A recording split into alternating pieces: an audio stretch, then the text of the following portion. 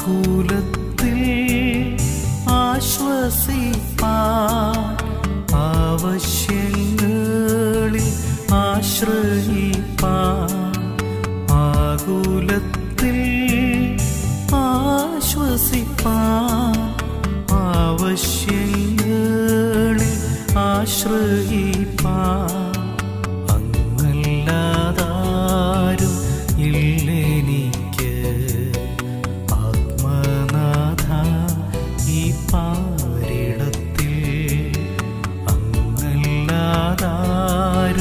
ഇല്ലെനിക്ക് ആത്മനാഥ ഈ പാരിടത്തിൽ എൻ പ്രാണനാഥൻ ഇന്നു വരും ഇന്നു തീരും എൻ വേദനകൾ.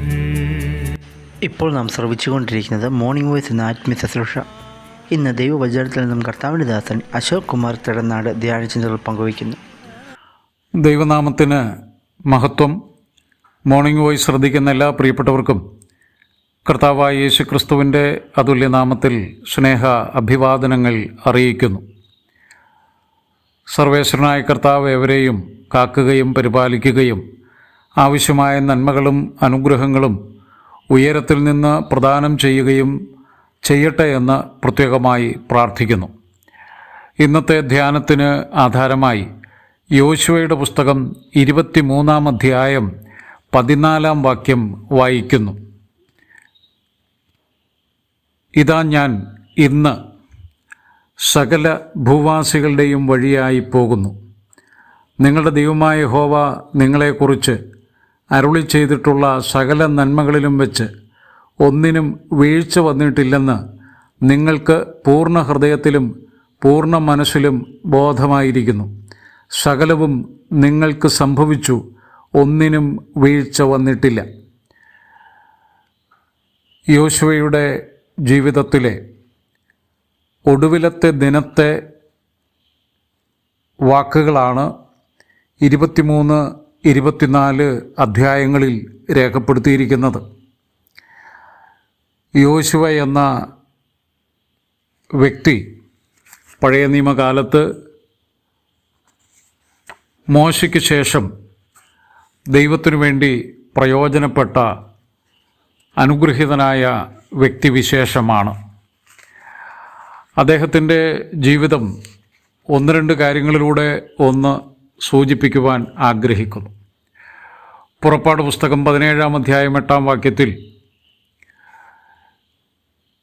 രഫീദീമിൽ വെച്ച് അമാലേക്കുമായുള്ള യുദ്ധത്തിൽ യോശുവയെ മോശ ചുമതലപ്പെടുത്തുന്നു. ആ നിമിഷം മുതലാണ് യോശുവയുടെ ചരിത്രം തിരുവെഴുത്തിൽ രേഖപ്പെടുത്തുന്നത്. പിന്നീട് ദൈവത്തിനു വേണ്ടി ശക്തമായി മോശയുടെ കൈക്കീഴിൽ നിന്നുകൊണ്ട് പ്രയോജനപ്പെടുന്ന ദൈവഭൃത്യൻ. ഇസ്രയേലിൻ്റെ ദൈവം അവർക്ക് കൊടുത്ത വാഗ്ദത്ത ദേശം ഇസ്രയേലിന് വിധേയപ്പെടുന്ന നിലയിൽ ശുശ്രൂഷകൾ നിർവഹിച്ച വ്യക്തിവിശേഷം. മോശയുടെ കാലം കഴിഞ്ഞ് യോശുവ ശുശ്രൂഷയിലേക്ക് വരുമ്പോൾ ദൈവവചനം വായിക്കുകയും ധ്യാനിക്കുകയും ചെയ്ത് ദൈവത്തോട് ചേർന്ന് നിന്നാൽ ജീവിതം പ്രയോജനകരമായി തീരുമെന്നുള്ള ദൈവനിർണയത്തിന് വിധേയപ്പെട്ടുകൊണ്ട് രാപ്പകൽ തിരുവെഴുത്തിനെ ധ്യാനിക്കുകയും ഓരോരോ സന്ദർഭങ്ങളിൽ ദൈവത്തിൻ്റെ ആലോചനയ്ക്ക് വേണ്ടി കാത്തിരിക്കുകയും ആ ആലോചനകൾക്കനുസരിച്ച് ജീവിക്കുകയും ചെയ്ത മനുഷ്യനായിട്ടാണ് നമുക്ക് യോശുവയെ കാണാൻ കഴിയുന്നത്. ഇവിടെ നാം വായിച്ച വേദഭാഗത്തിലേക്ക് വന്നാൽ തൻ്റെ മരണദിനത്തിൽ യോശുവ തൻ്റെ ശുശ്രൂഷയുടെ പൂർത്തീകരണത്തെക്കുറിച്ച് പറയുകയാണ്. 2 ആശയങ്ങളാണ് പ്രധാനമായും പറയാൻ ആഗ്രഹിക്കുന്നത്. കർത്താവായ യഹോവയെ കണ്ടെത്തിയ നാൾ മുതൽ കർത്താവിനു വേണ്ടി ജീവിച്ചൊരു മനുഷ്യൻ തന്നെ ഏൽപ്പിച്ച ദൗത്യങ്ങളെല്ലാം ദൈവത്തിൻ്റെ ശക്തിയിൽ ആശ്രയിച്ച് ദൈവത്തോട് ചേർന്ന് നിന്ന് പൂർത്തീകരിച്ച മനുഷ്യൻ. അദ്ദേഹം ഇസ്രായേലിനോട് ചോദിക്കുന്നു, ദൈവം നിങ്ങളോട് പറഞ്ഞതെല്ലാം നിങ്ങളുടെ ജീവിതത്തിൽ സംഭവിച്ചു, നിങ്ങൾക്കതെല്ലാം ലഭിച്ചു എന്ന് പറയുമ്പോൾ അതിൻ്റെ മറ്റൊരു ഭാഗം ഇതാണ്: ദൈവം നിങ്ങൾക്ക് വേണ്ടി എന്നെ ഉപയോഗിച്ചത് പൂർത്തീകരിച്ചു എന്ന് പറഞ്ഞാൽ എൻ്റെ ജീവിതം ദൈവത്തിന് പ്രയോജനകരമായിരുന്നു എന്ന് അദ്ദേഹം പറയുകയാണ്. 24 അധ്യായത്തിൻ്റെ 15 വാക്യം നമുക്കെല്ലാം അറിയാം. ഞാനും എൻ്റെ കുടുംബവുമോ ഞങ്ങൾ യഹോവയെ സേവിക്കും. മരണദിനത്തിലും ധൈര്യമായി നിന്ന് പറയുന്ന വാചകമാണത്.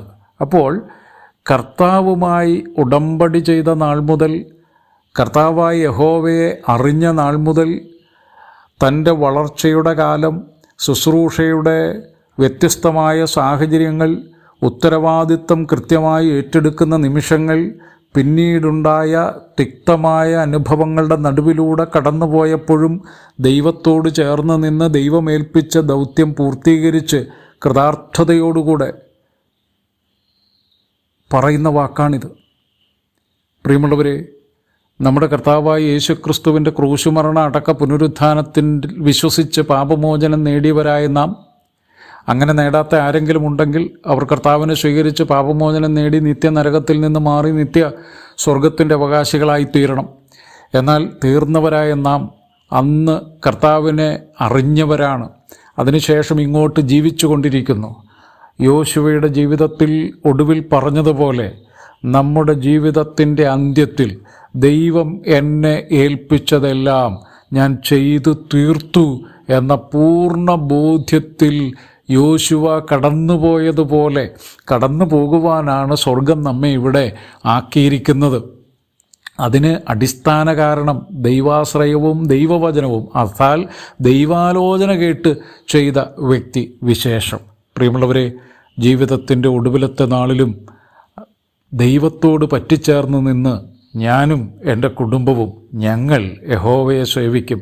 അവസാന ദിവസം 110-ാം വയസ്സിലും അദ്ദേഹം പറയുന്ന വാക്കതാണ്. അതൊരു വലിയ പ്രാർത്ഥനാ ചിന്തയായി, ആഗ്രഹമായി, നമ്മുടെ ജീവിതത്തിൽ നിറവേറുന്ന അനുഭവമായി തീരുവാൻ കർത്താവ് സഹായിക്കട്ടെ. നമുക്കെന്നും ആഗ്രഹിക്കാം, ദൈവമേ, അവിടുന്ന് എന്നെ ഏൽപ്പിച്ച ജീവിതം, അങ്ങയുടെ വചനപ്രകാരം അങ്ങയുടെ ആലോചന അനുസരിച്ച് എന്നെ ഏൽപ്പിച്ച ദൗത്യങ്ങളെല്ലാം തീർത്തിട്ട് വേണം കർത്താവെ എനിക്കിവിടുന്ന് അങ്ങോട്ട് വരാൻ. ആ ചിന്തയോടുകൂടെ ജീവിക്കുകയും ദൈവം തരുന്ന ആയുസ്സിൻ്റെ ഒടുവിൽ നമുക്കത് പറഞ്ഞ് ഇവിടുന്ന് കടന്നു പോകാൻ ദൈവമായ കർത്താവ് നമ്മെ സഹായിക്കുകയും ചെയ്യട്ടെ. പ്രാർത്ഥനയോടെ നമുക്ക് നീങ്ങാം. നമുക്ക് മുൻപേ പോയ സാക്ഷികളുടെ സമൂഹത്തിൻ്റെ മുമ്പിൽ ഒരു നാളിൽ ഞാനും നിങ്ങളും നിൽക്കുമ്പോൾ നമ്മളും നമ്മുടെ ജീവിതം ദൈവത്തിനു വേണ്ടി പ്രയോജനപ്പെടുത്തിയെന്ന് കർത്താവ് സാക്ഷ്യം പറയത്തക്ക രീതിയിൽ നമുക്ക് ജീവിക്കാം. ദൈവമായ കർത്താവ് നമ്മെ സഹായിക്കട്ടെ. ദൈവനാമത്തിന് ഇന്നും എന്നേക്കും മഹത്വം ഉണ്ടാകുമാറാകട്ടെ. ആമേൻ.